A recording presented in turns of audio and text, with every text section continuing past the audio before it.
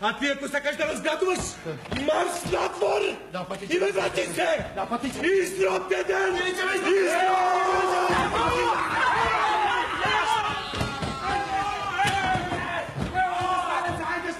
Стави сега извъртен, айде!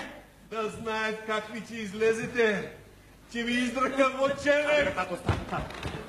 Баби, младост, баби! Се, запустите!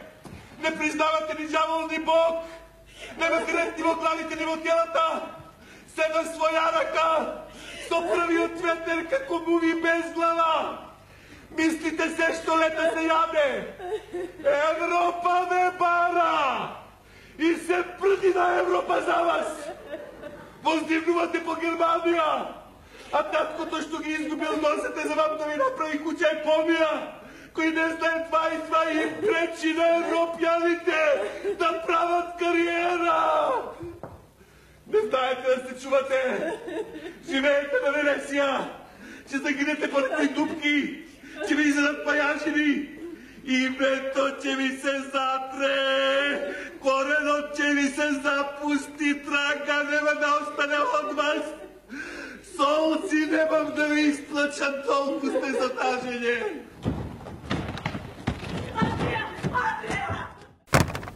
Диво месо, Горан Стефановски, кој не напушти пред неколку дена.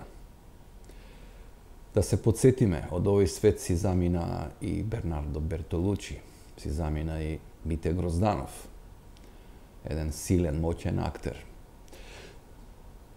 Многу се изнапиша за Горан Стефановски, многу предлози да се преименува драмскиот театар во Горан Стефановски, но она што мене ми е важно е, гледајќи го и слушајќи го ова парче од Диво месо, кое јас го гледав негде во раните 80-ти години, кога драмски театар растураше со таа представа и кога Горан Стефановски стана големо име во македонската и југословенската драма, се прашувам, допираат ли овие зборови на актерот Ѓорчев до луѓето кои денеска ги препознаваме на улица, ги гледаме секој ден по телевизии.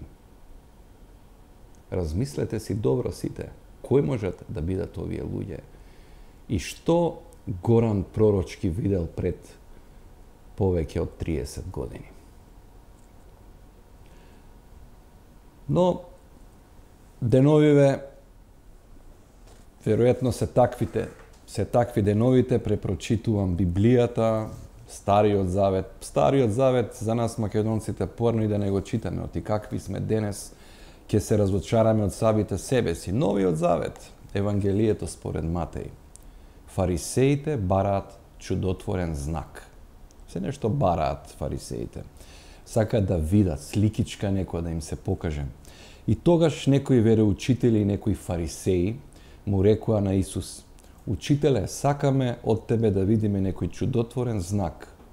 А Исус им одговори: Само грешните и безбожни луѓе бараат чудотворен знак, но ним нема да им биде даден никаков друг знак, освен знакот на пророкот Јона. Веројатно на многумине ме познат тој дел, таа приказна, кога Исус им вика: Многу фино знаете да препознаете какво време ќе има од облаците што ги гледате, а не можете да го препознаете Господ. Но зошто ја спомнуваме црквата и верата? Многу е важно во овие времиња преодни, преломни, кога сме на крстопат, да видиме кои сме и што сме и на што сме.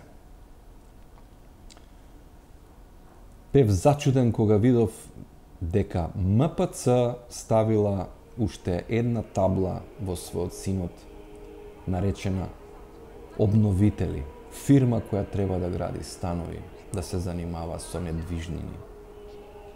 Зошто? Зошто се регистрирала токму во Светиот архиерейски синод?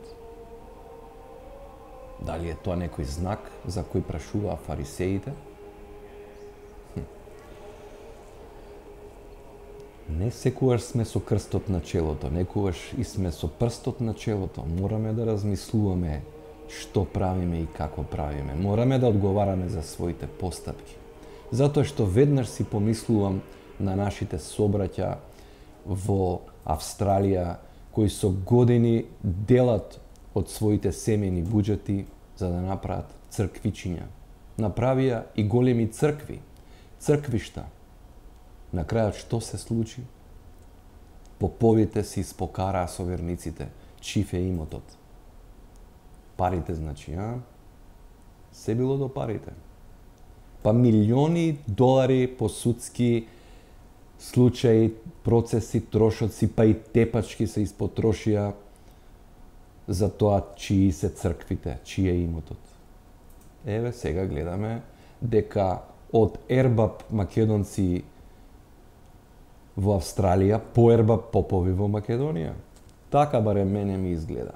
Но додека некои планираат како да изгледа паркингот пред Holiday Inn, некогаш Grand Hotel, се ребрендира за кратко време во оваа наша Македонија. Некои излегува со добар предлог, како например вестникот на Геро на насловната страница или кај го објави тоа, како они си го замислуваат тој простор. Баш убаво решение. На Скопје му треба воздух, простор, уметници каде што можат да се искажат, луѓе каде што можат да јадат сендвичи. Па прашање до МПЦ обновители. Имате ли вие некој ваков хуман план, нешто да направите?